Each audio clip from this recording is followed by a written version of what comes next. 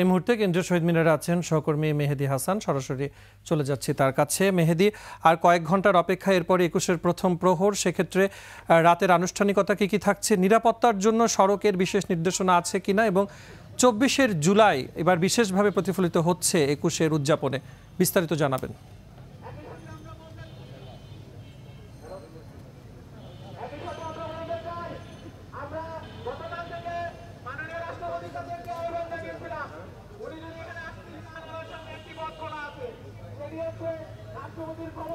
মেহেদী, আপনি আমাকে শুনতে পাচ্ছেন? হ্যাঁ, শুনতে পাচ্ছি। মেহেদী, যেটি জানতে চাইছিলাম যে আজ আর কয়েক ঘন্টা পরে ২১-এর প্রথম প্রহর, সেক্ষেত্রে উৎসবের প্রস্তুতি কতটুকু রয়েছে, নিরাপত্তার জন্য সড়কের নির্দেশনা কি, এবং ২৪ জুলাইকে এবার বিশেষভাবে প্রতিফলিত করা হচ্ছে ২১ উদযাপনে, বিস্তারিত কি অবস্থা দেখছেন সেখানে? তো এই মুহূর্তে শহীদ মিনারের যে অবস্থা, শহীদ মিনারে একেবারে শেষ সময়ের ধোয়া মোছা চলছে। শহীদ মিনার একেবারে ধুয়ে মুছে পরিষ্কার করা হয়েছে, রং করা হয়েছে, আলপনা আঁকা হয়েছে। শহীদ মিনারের আশেপাশে রাস্তায় আলপনা আঁকা হয়েছে।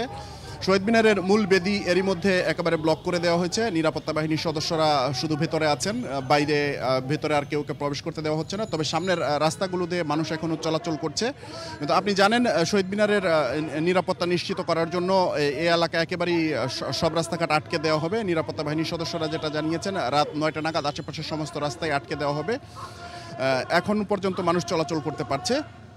ক্যামেরায় ওয়াও, স্টাইল দেখাও, Xenon X21 পারলে ঠেকাও।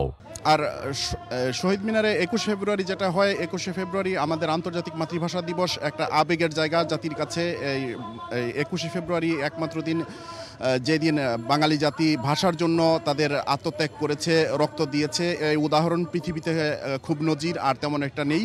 তো এই দিনটি সবার জন্যই খুব আবেগের। অনেকেই আসেন, পুরো দেশবাসী শহীদ মিনারে আসেন। তো মূল আনুষ্ঠানিকতাটা শুরু হবে রাত ১২টার পরে। রাত ১২টার দিকে রাষ্ট্রপতি এবং প্রধান উপদেষ্টা আসবেন, তারা শহীদ মিনারে ফুল দেবেন। তারপরেই হচ্ছে সবার জন্য, জনসাধারণের জন্য শহীদ মিনার একেবারে খুলে দেওয়া হবে এবং তখন মানুষের ঢল নামে। এই কারণে নিরাপত্তা বাহিনীর এবং নিরাপত্তা প্রস্তুতিও থাকে আলাদা রকমের। এবং সবসময় যেটা হয়, চারপাশের সব রাস্তাটাই একেবারে বন্ধ করে দেওয়া হয়। শুধুমাত্র পলাশী থেকে শহীদ মিনারে প্রবেশের যে রাস্তা, সেই রাস্তা দিয়েই মানুষ প্রবেশ করতে পারে এবং ফুল দিয়ে বেরিয়ে যেতে হয়। এবারও সেটাই করা হচ্ছে, নিরাপত্তা নিশ্চিত করার জন্য এবারও সেটাই করা হচ্ছে।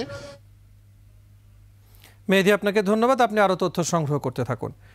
কেন্দ্রীয় শহীদ মিনার থেকে জানাচ্ছিলেন সহকর্মী মেহেদী হাসান। জানাবো অন্যান্য খবর।